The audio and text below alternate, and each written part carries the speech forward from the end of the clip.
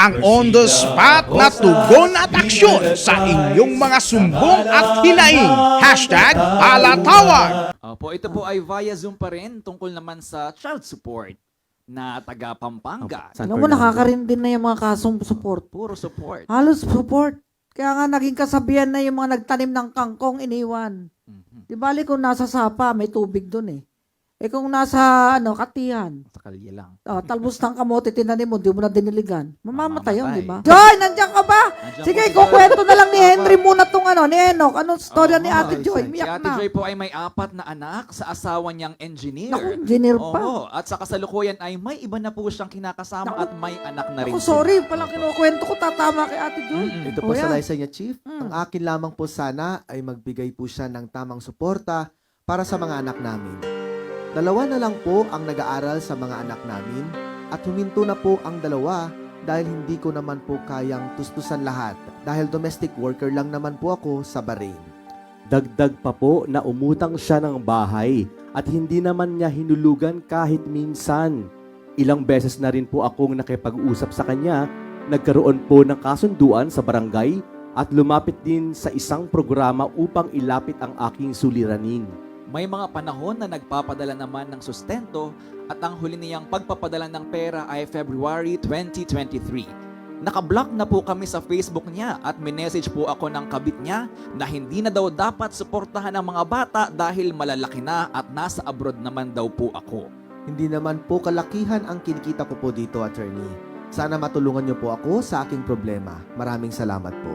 Sige, Ate Joy, Nasa Zoom na po. huwag ka nang umiyak. Ganyan Good talaga ang afternoon buhay. po, attorney. Good afternoon po. Dapat swerte-swerte talaga ang pag-aasawa. Mm-mm. May mga Opo. babae hindi na kailangan magtrabaho dahil yung asawa nila masipag magtrabaho. Kabait. Ayaw O din nasa pa. bahay lang, o naka-makeup pa. O araw-araw iba-iba pa suot. O nakakagimik pa. Swerte sila. Masipag Swerte. magtrabaho yung lalaki. Eh ang problema, pag nawala yung lalaki, paano na? Ayun Kawawa lang. na. Oh, yun ang problema. Kaya swerte ka rin dahil marunong kang tumayo sa sarili mong paa.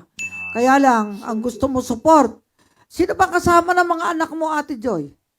Wala po. Wala na po. Kasi Gaano? po yung bahay, kasi po nakatira po kami sa tabi ng biyanan ko. Umalis na rin po yung biyanan ko doon sa bahay. O teka, yung anak mo panganay, ilang taon na?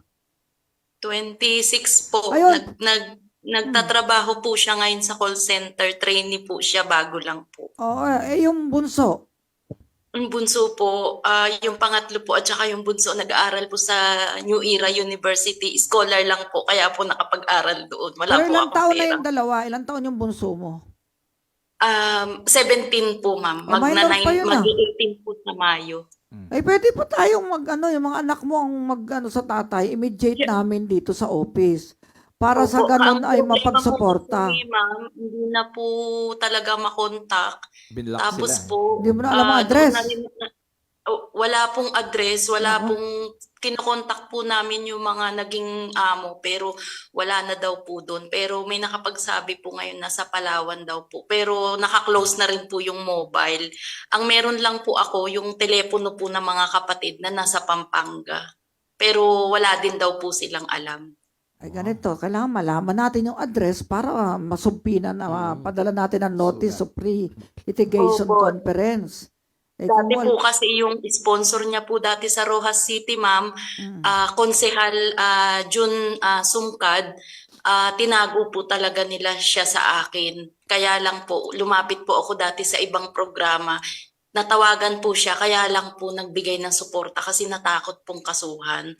Pero ngayon po talaga 1 year na po, ma'am, may baon na po ako talaga sa utang. Nagkaroon na rin po ng depression yung pangalawang anak ko. Nasa loob lang po siya ng bahay. pwede na maipadala doon sa kanyang mga kamag-anak kung alam mo yung kapatid o nanay, doon natin i-address yung notice. Pampanga. Para makasuhan ng bawse yan.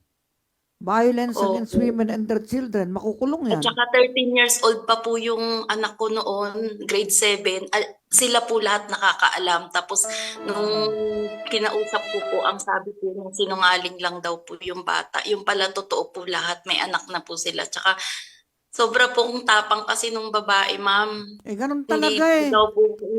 ko daw po kayang anuhan, yung Nako. asawa ko. Kasi in fairness naman po sa asawa ko, nung hindi pa po sila ang nagsasama na nakilala, maayos naman po siyang tao, responsable naman po bilang ama para naman po sa mga anak ko. Kaya dinadaan ko po sa pakiusap para sa kahihiyan din sana ng mga anak ko. Kaya lang napilitan na po talaga ako magreklamo dahil hindi na po talaga kinakaya, ma'am, kasi gusto pa po makapag-aral ng dalawa eh.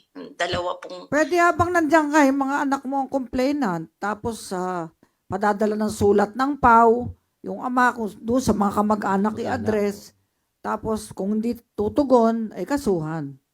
Di ba? Opo. Yung nag-aaral pa eh. Tatlo ang nag-aaral, ano? Dalawa Dalawa pa. daw po. Minor Oo. dalawa po, grade Kasi 12 ang po. tsaka support grade hanggang sa 11. pag-aaral yun Opo. eh. Oo. Ngayon, nasaan yung mga bata dito, Quezon City? Ate? Hindi po, San Fernando, Pampanga po, Ayun, ma'am. i-refer natin kay Direk Dunuan. Yung mga anak mo, ha? Para Opo. matulungan na, ano.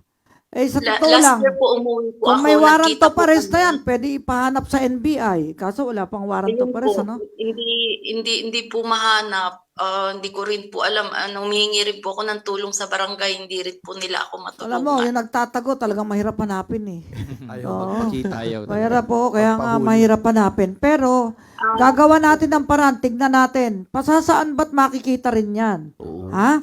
Lilitaw, Kung mawala ng lilitaw. pag-asa, tatawagan ka nung aming Director Dunuan ng Region 3, para malaman kung nasaan ang asawa mo, and then padala ng sulat sa last known address para sa ganun matawagan na mag-mediate and conciliation. Kung hindi, kasuhan natin ng Bawsi Bawsi. agad. Ganabit kami. Oh, mabawaran to pares yan, ay di wanted na siya. Tsaka alam mo, engineer sobra po ka mo tapang yan. Kasi ng babae, mami, sobra po. Hindi ko daw po kaya. Kaya kinakaya ko po. Tsaka kasi po nawalan po ako dito ng trabaho ng 4 na buwan. Kaya talagang Mahirapan. halos pangkain lang mga bata na papadala Eh, ko. kung Ngayon wala po ka ng may tra- maayos na po. Pag wala kang trabaho, umuwi ka na lang dito. Marami naman Ngayon po mapapasukan dito. nakakuha naman po ako ng maayos na trabaho, ma'am. Sige, pag nawalan ka, umuwi ka na lang at sinupin mo yung mga anak mo. May trabaho mo yung panganay mo eh.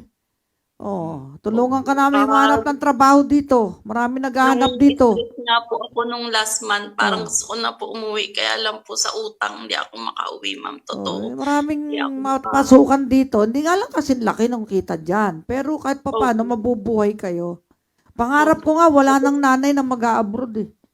Wala nang nanay na mang-iiwan ng mga anak na inabandona ng ama. Pinisisi niya po ako kasi nag-abroad daw ako. Ako kasi, ma'am, gusto ko lang maayos sana lahat. Yung mga anak ko makatapos kasi hindi rin niya po talaga kaya na siya lang mag-isa. Kaya tinulungan ko po talaga siya. Pati po Di ka siya dapat sinuportahan. sisihin. Kumbaga yan, kumapit ka sa patalim eh. Pero, pag nawala ka na ng work ulit dyan, wala kang mapasukan, umi ka na lang dito.